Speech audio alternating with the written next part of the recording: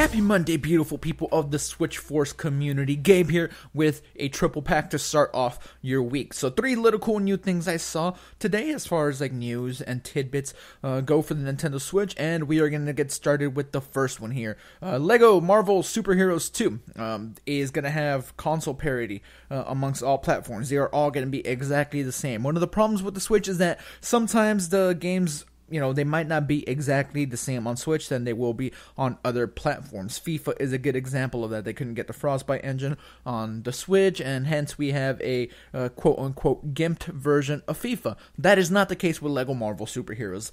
This is probably like more non-news, but it is a cool thing to know that the game will be exactly the same on Switch than it will be on PlayStation and on Xbox. I didn't expect for this to be one of the games that has to lose some features or whatever because of the Switch's lack of power, but again, it's cool to just have confirmation. The game is awesome. You can play with split Joy-Con. You can do 2-player with your brother, your sister, your daughter, your son, your wife, husband, whatever the case may be. You can play split Joy-Con. You can enjoy the full game as if it were on any other console, and hopefully the port is better than the Lego City Undercover port on the Switch, because that one wasn't very good, and yeah, things did not go great for that one.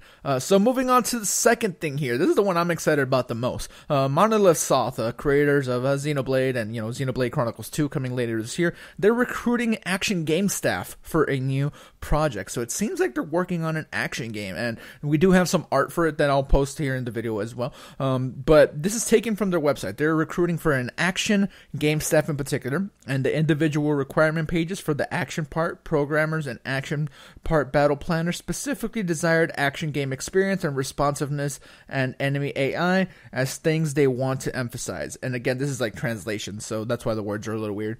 For the battle planners, they are also looking for those with an interest in medieval fantasy and understanding of Western entertainment trends.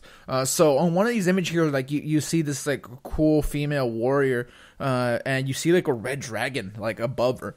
And like I think it looks cool. This is just concept art, so it's not an actual game, but I think hypothetically this would look cool. Again, this is just concept art, but a medieval like action game, that sounds pretty awesome to me. Monolith Soft, they know how to make like very cool worlds, as we've seen with Xenoblade Chronicles, and the fact that they're hiring for this probably means that Xenoblade Chronicles 2 is like done for the most part. I'm sure that game is going to hit this year. Early on, I didn't think that the game was going to hit this year, but yeah, it really seems like it is. And this is going to be like an action game.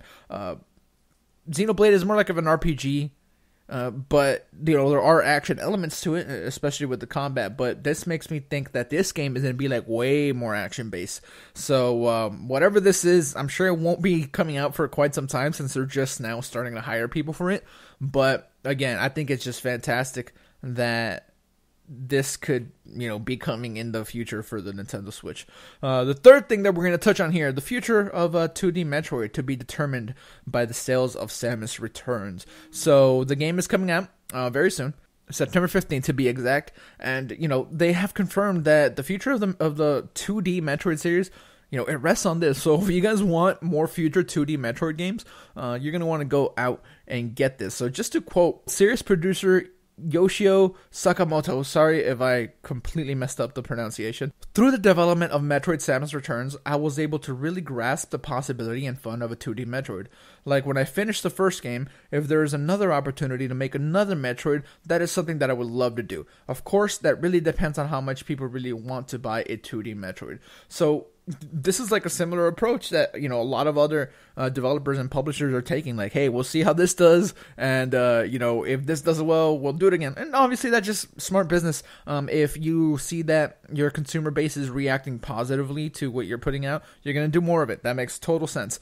But yeah, Metroid Samus Returns is releasing on September 15th, and if you really want to see more 2D Metroid, like I probably want to see more 2D Metroid, this is a game you're gonna want to go out there and support. The game looks fun anyways. It is a remake / remaster / something of a Metroid game that I never played, so this is going to be like the first time I play this, and I'm excited for it. 3DS is where you're going to be able to play that, but if it does well, who knows? Maybe it will come to Switch.